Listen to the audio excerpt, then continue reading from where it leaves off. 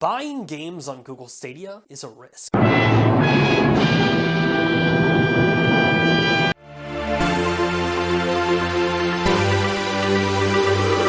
Good morning, good evening, good afternoon, my muñaños. This is Jesus, proud member of Eastern Media GG. Today I'm gonna be doing my first React video. You know, this kind of thing, the one content creator looks at another content creator's video. But the reason I want to do this is because I've been following the Nerf Report, which is a news source for everything that is gaming, and not only traditional gaming like PC and consoles. He has been really trying to captivate the main cloud gaming news, and there is one particular video that I really wanted to digest and say some feedback of what he had to say about certain topics, and of course is Stadia. Practically in the video he made some points on why it is a little risky to make some investment in Stadia nowadays, and I'm gonna be reacting to the main points that I find it that really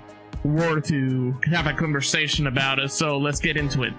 Google Stadia is facing a massive problem. I am not a fan of bashing developers or people who work on video games. I also think that there are plenty of good people that are doing good things at Google Stadia, but this problem has gotten so out of hand that it just needs to be addressed. Buying games on Google Stadia is a risk.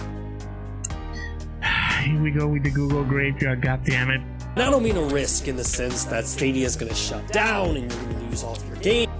Well, thank you very much. At least some good context in it that the risk is not about, oh, Stadia is gonna die.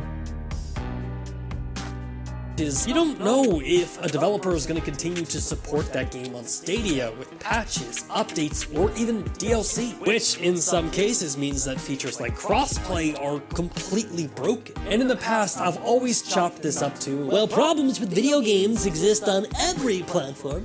Developers eventually get around to fixing them. But for some reason, in the world of Stadia, the list of games with issues just keeps growing, and none of the developers seem to be doing anything about it. Okay, I agree with this part, but I'm not gonna be listing all the games that he mentioned that are kinda outdated, as you can watch his video. Links is in the description. Why? Because cases like Redfest doesn't count already, as the game was updated after his video, and before the recording of this, the Redfest development team already ran the proper updates.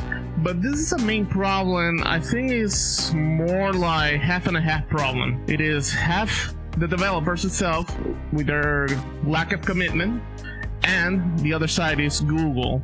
I have been reading a lot of tips that practically Google is the one that approves the updates within the game. It's not like the developer have the liberty to upload some patches to the game. The games and their updates has to be updated and be approved by Google itself. Raising the massive question of what the hell is going on. And look, I fully understand that Stadia, at its best, is a storefront.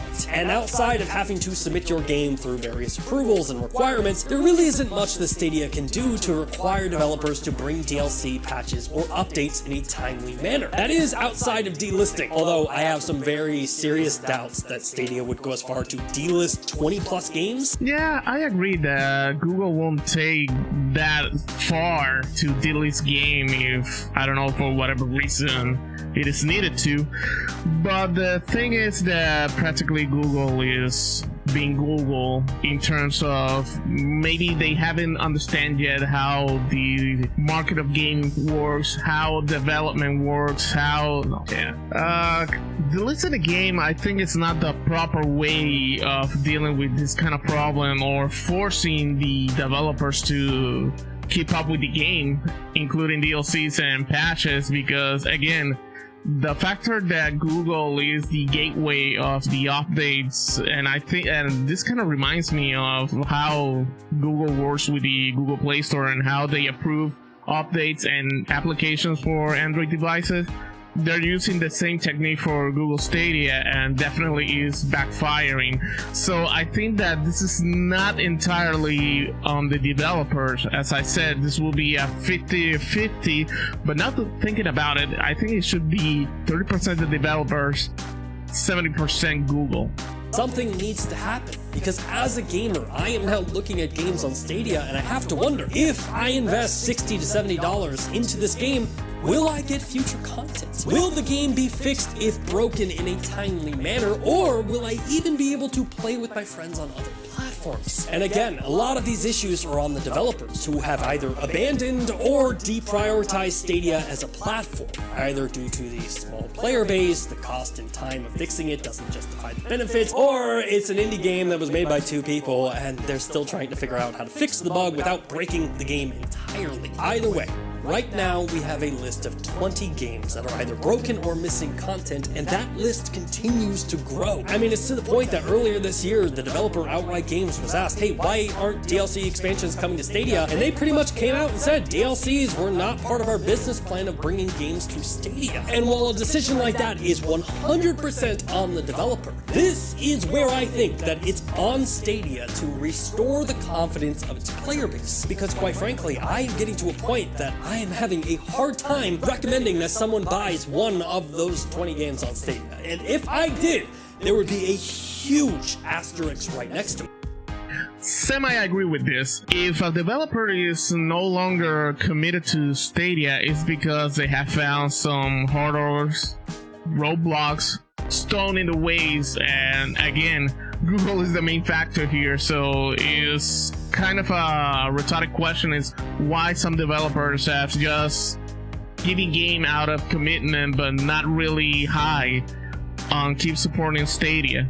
Honestly, I won't go as far as not recommending people to invest on Stadia, because remember all the features that are available on Stadia, and more importantly, the convenience on playing with any devices that have Chrome, and more importantly, and a plus for me, is that you're not a slave on storage capacity. But I will really do recommend people that, yeah, one of the main negative aspects of Stadia was that there isn't a Netflix-like collection of games, but if you have been Stadia Pro since day one, probably you're like 100 plus game already in your collection. So yeah, Stadia Pro needs to be the big variable here in the survival of Stadia as a platform itself. Google is already supporting developers that makes the game be available for Stadia Pro or claimable for free as long as you maintain the subscription for a temporary time frame. And being Stadia Pro, you are already supporting the platform, you're already supporting the developers, because the formula of compensating game publishers and developers via the Stadia Pro program is one of the most efficient way on publishers and the developer have a good revenue based on the hours of play or how many people really claim the game. So not buying Stadia, that's too harsh. The good strategy is to sell out why you should invest $10 per month and having a collection of games that you can play anywhere and everywhere. What sucks is that it's just so far away from the original idea of Stadia that I was sold on. And while it definitely feels like Stadia is on a completely different path and wanting to do something different, I really do wish they would let us know what they're trying to accomplish. Do you still want to compete with the likes of PlayStation and Xbox? Or are you just wanting to be a subscription service? I would love to know that answer at this point. Anyway, kudos to people like Inled, Duncan, and 9to5 Google for composing this list of broken games. I know 9to5 plans on keeping a living list of games like this to help consumers make decisions, so if you run into an issue, make sure to let them know.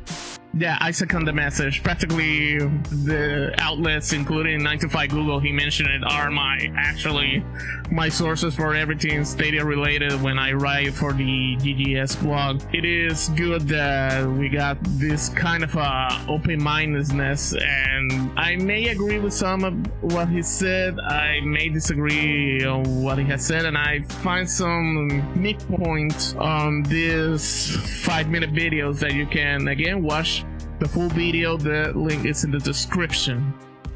Well, this is all I got to say about the Nerf Report video. You can tell me in the comment if you agree with every point that he highlighted, if you agree with mine or the midpoints, or what are your thoughts of Stadia state in general regarding of games updates that need to really happen there. I don't want to go without inviting you to hit the like, subscribe, and the notification button so you can help me to keep creating content from gamers to gamers. Also, if you're seeing this on Theta TV, you can give me a follow. I'm gonna be resuming streaming soon on Theta TV alongside my Twitch channel. I'm sorting out my schedule, so be aware. Remember that I am the official writer for the blog of GGS, your new social network for gamers, where nothing else matters but gaming, no drama, no real life BS. You can hang out with me on Twitter, Hover, and GGS as DGesus, Facebook Gaming as DGesus86, and remember, code Jesus for your next purchase of Glitch, and you can have a 10% off on your total order. Thanks a lot for watching, I'll see you on the next one, take care.